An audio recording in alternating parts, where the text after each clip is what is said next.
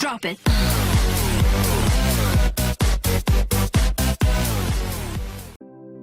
Assalamualaikum warahmatullahi wabarakatuh.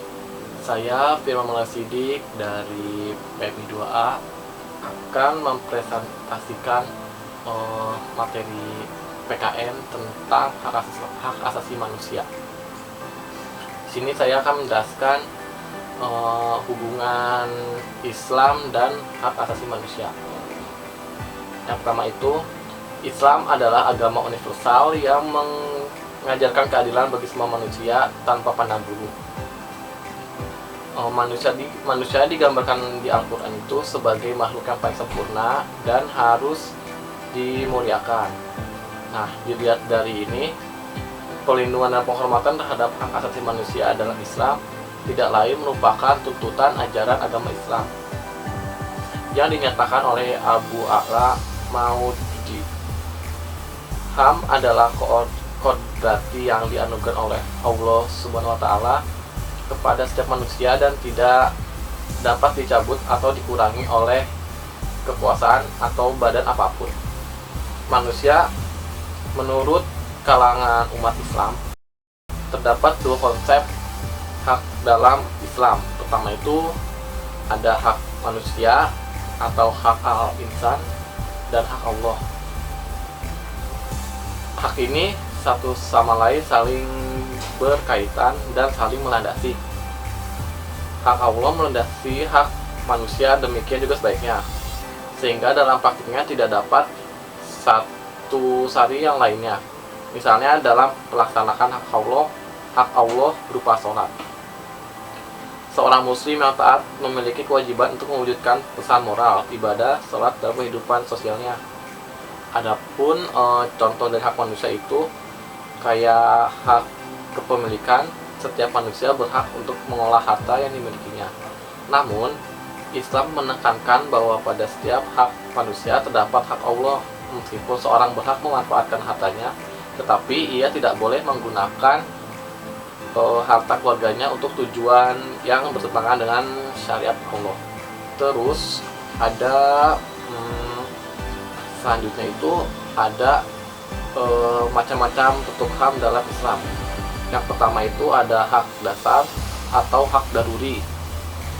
Itu sesuatu yang dianggap dasar apabila hak itu dilanggar, bukan hanya membuat manusia menjadi sengsara, tetapi juga hilang eksistensinya, bahkan hilang harkat kemanusiaannya.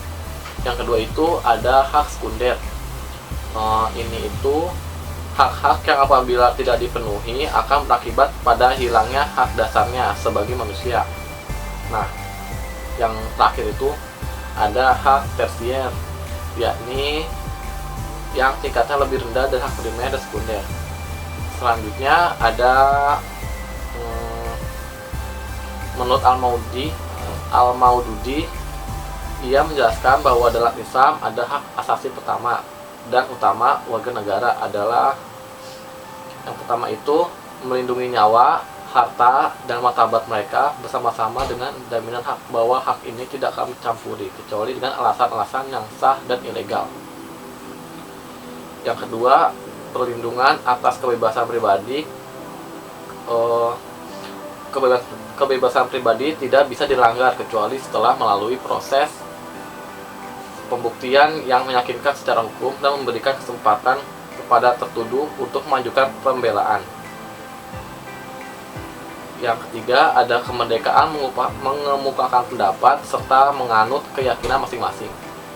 Yang keempat, jaminan pemenuhan kebutuhan pokok bagi semua warga negara tanpa membedakan keyakinan atau kasta tertentu. Selanjutnya, tonggak sejarah peradaban Islam sebagai agama hak asasi manusia adalah lahirnya deklarasi Nabi Muhammad SAW yang disebut Piagam Madinah. Terdapat dua prinsip pokok dalam Piagam Madinah. Pertama itu, semua pemeluk Islam adalah satu umat walaupun mereka berbeda suku bangsa. Yang kedua itu, hubungan antara komunitas muslim dengan non-muslim didasarkan pada prinsip-prinsip. Yang pertama, berinteraksi secara baik.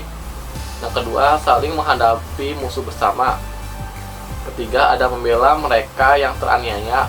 Keempat, saling menasehati. Kelima, menghormati kebebasan beragama.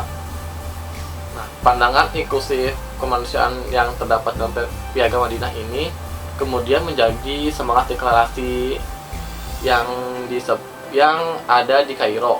Deklarasi ini dikenal dengan Deklarasi Kairo yang lahir pada tanggal 5 Agustus 1990. Yang isinya itu ada sekitar 14 pokok. Pertama, ada hak persamaan kebebasan. Kedua, ada hak hidup. Ketiga, ada hak perlindungan diri. Keempat, ada hak kehormatan pribadi. Kelima, ada hak berkeluarga. Keenam, ada hak kesetaraan wanita dengan pria. Ketujuh, ada hak anak dari orang tua. Kedelapan, hak mendapatkan pendidikan. Kesembilan, ada hak kebebasan beragama. Kesepuluh, ada hak kebebasan mencari suaka. Kesebelas, ada hak memperoleh pekerjaan. Kedua-belas, hak memperoleh perlakuan yang sama. Ke-13, ada hak pemilikan. Ke-14, ada hak tahanan dan narapidana. Selanjutnya saya akan membahas pelanggaran dan pengadilan hak asasi manusia. Nah, ini itu udah jelas ada di Undang-Undang Nomor 26 Tahun 2000 tentang pengadilan hak asasi manusia, yang berisi pelanggaran hak asasi manusia adalah setiap perbuatan seorang atau kelompok orang termasuk aparat negara, baik disengaja ataupun tidak disengaja, yang secara hukum mengurangi, menghalangi, membatasi, dan mencabut hak asasi manusia seorang atau kelompok orang yang dijamin oleh undang-undang dan tidak didapatkan atau dikhawatirkan tidak akan memperoleh penyelesaian hukum yang adil dan benar berdasarkan mekanisme hukum yang berlaku.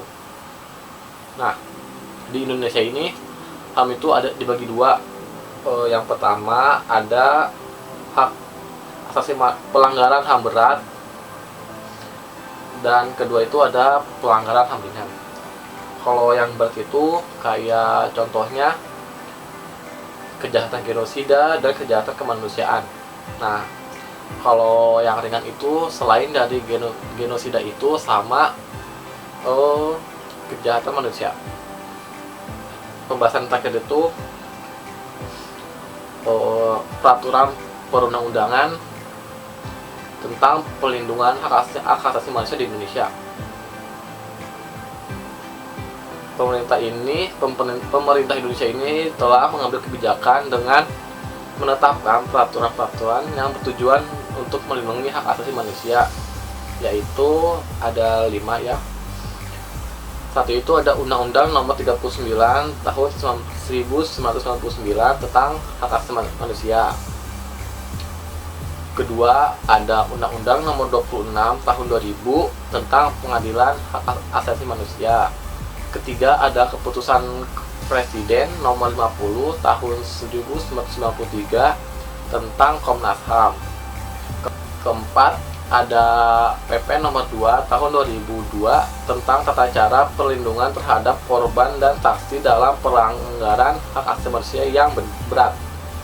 Dan yang kelima, ada PP Nomor 3 Tahun 2002 tentang kompensasi, restitusi, dan rehabilitasi terhadap korban pelanggaran hak asasi yang berat.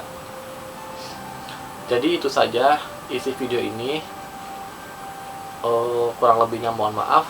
Wassalamualaikum warahmatullahi wabarakatuh.